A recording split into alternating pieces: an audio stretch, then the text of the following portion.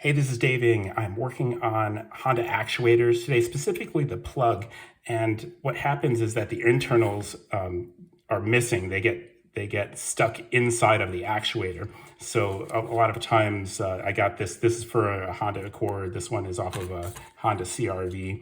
And very similar actuators and similar plugs, but the internals get stuck inside of the actuator here when you go to remove it. So and if you don't realize that when you go to reinstall like a new actuator, it's not going to fit right.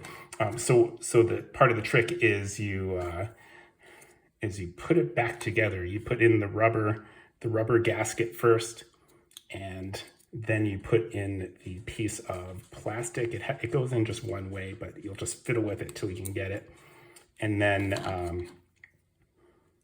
it'll fit properly. But first you got to get it out of the, get your rubber gasket out, and then as well as sometimes it just drops out, but